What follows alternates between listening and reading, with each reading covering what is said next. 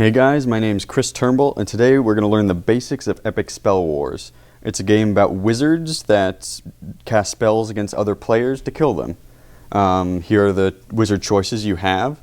It's all cosmetic, so it doesn't really matter which one you choose. For this demonstration, I'm going to be Cuddle Wizard Sir Kitty Purrington, because he's just too darn adorable.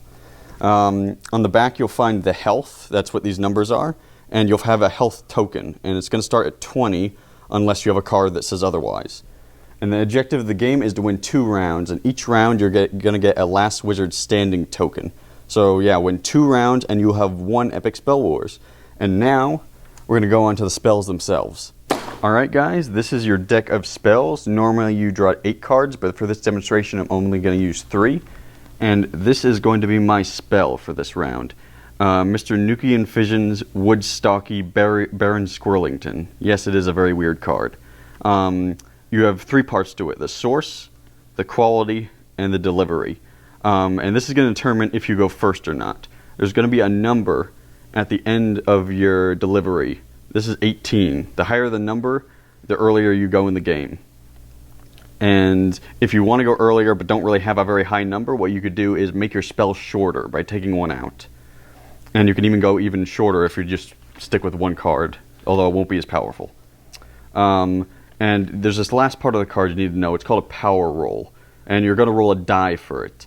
But if you have another card that's the same element as this card, you'll be able to roll more than 1 die.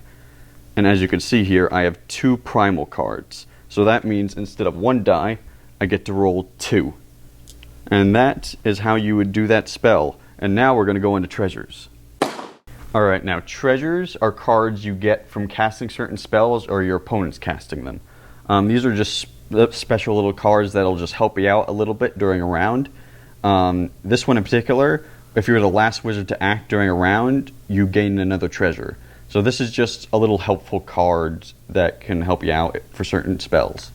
Now, finally, the last card we need to go over is the Dead Wizard card. Basically, you get these if you die and are just very helpful for the next round, for those who did. This card in particular, the winner of the last round starts with 2 less cards. So they start with 6 instead of 8. So it just makes life a little bit more miserable for them.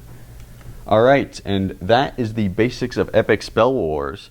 It's a very fun game, and I highly recommend it. And I want to thank my cameraman for not being able to keep the focus on the camera, and good night.